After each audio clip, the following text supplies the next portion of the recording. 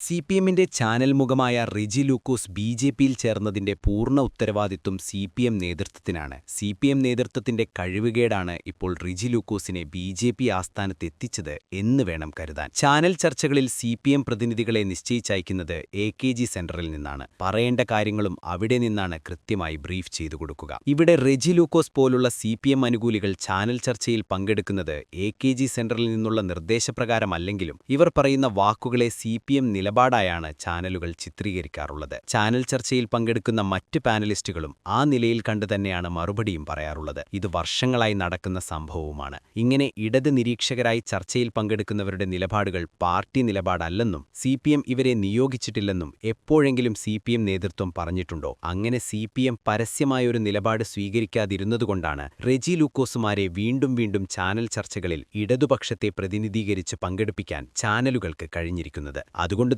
വലിയൊരു സിപിഎം നേതാവ് പാർട്ടി വിട്ട് ബിജെപിയിൽ ചേർന്നു എന്ന തരത്തിലുള്ള ഒരു പബ്ലിസിറ്റിയും ഈ കൂടുമാറ്റത്തിന് ഇപ്പോൾ ചാനലുകൾ തന്നെ നൽകിയിരിക്കുന്നത്. സോഷ്യൽ മീഡിയകളിലും ഇതൊരു വലിയ വാർത്തയായി ഷെയർ ചെയ്യപ്പെടുന്നുണ്ട്. ബിജെപിയിലാണ് റെജി ലൂക്കോസ് ചേർന്നതെങ്കിലും ബിജെപിക്കാർ മാത്രമല്ല, കോൺഗ്രസുകാരും ലീഗുകാരും വരെ ഈ സംഭവത്തെ ഇപ്പോൾ സിപിഎമ്മിനെ അടിക്കാനുള്ളൊരു വടിയാക്കി മാറ്റിയിട്ടുണ്ട്. വാർത്താമാധ്യമങ്ങളുടെയും സോഷ്യൽ മീഡിയകളുടെയും പ്രാധാന്യം തിരിച്ചറിഞ്ഞ് അവിടങ്ങളിൽ കൃത്യമായി ഇടപെടാൻ സിപിഎം നേതൃത്വം പാർട്ടി നേതാക്കളെയും കേഡറുകളെയും നിയോഗിക്കാതിരുന്നതിൽ വന്ന വീഴ്ചയുടെ പരിമിതഫലം തന്നെയാണിത്. ചാനലുകളിൽ പോയി കാര്യങ്ങൾ കൃത്യമായി അവതരിപ്പിക്കാൻ കഴിയുന്ന സമർത്ഥരായ അനവധി പേർ സിപിഎമ്മിലുണ്ട്. ഇക്കാര്യത്തിൽ സിപിഎമ്മിനുള്ള പോലെയുള്ള നേതാക്കൾ മറ്റു പാർട്ടികൾക്കില്ല എന്ന് തന്നെ പറയേണ്ടിവരും. എന്നിട്ടും അവരത് ഉപയോഗപ്പെടുത്താറില്ല എന്നതാണ് യാഥാർത്ഥ്യം. ഇപ്പോൾ ചാനൽ ചർച്ചയിൽ പങ്കെടുക്കുന്ന ചിലരുടെ കാര്യം തന്നെ നമുക്ക് പരിശോധിക്കാം. പാർട്ടി പ്രതിനിധികളായി എകെജി സെന്ററിൽ നിന്നും പറഞ്ഞുവിടുന്ന ആളുകളുടെ കാര്യം തന്നെ ആദ്യം പരിശോധിക്കാം. ജനങ്ങൾക്ക് അരോചകമായി തോന്നുന്ന തരത്തിൽ കാര്യങ്ങൾ അവതരിപ്പിക്കുന്നവരെയാണ് കൂടുതലായും നിലവിൽ സിപിഎം ചാനൽ ചർച്ചകളിലേക്ക് പറഞ്ഞുവിടുന്നത്. ഇവരുടെയൊക്കെ ചർച്ച കേട്ടാൽ തന്നെ ആർക്കും സിപിഎമ്മിനോടും ഇടതുപക്ഷത്തോടും ദേഷ്യം തോന്നിപ്പോകുന്നതും സ്വാഭാവികമാണ്. ചാനൽ ചർച്ചകളിൽ പങ്കെടുക്കുന്ന പാനലിസ്റ്റുകളിൽ കോൺഗ്രസിനു വേണ്ടിയും ബിജെപിക്ക് വേണ്ടിയും ലീഗിനു വേണ്ടിയുമെല്ലാം പങ്കെടുക്കുന്നവർ പറയുന്ന വാദങ്ങളെ വസ്തുതാപരമായും സമചിത്തതയോടെയും നേരിടുന്ന കാര്യത്തിൽ സിപിഎം പ്രതിനിധികൾ ഒരു വലിയ പരാജയമായി മാറാറുണ്ട് എന്നതൊരു വസ്തുത തന്നെയാണ്. സിപിഎം ഇന്ത്യ കാര്യങ്ങൾ ശ്രദ്ധിക്കാതിരിക്കുന്നത് എന്നത് അത്ഭുതപ്പെടുത്തുന്നതാണ്. സിപിഎം സംസ്ഥാന സെക്രട്ടേറിയറ്റിലും സംസ്ഥാന കമ്മിറ്റിയിലും മിടുക്കരായ നിരവധി പേരുണ്ട്.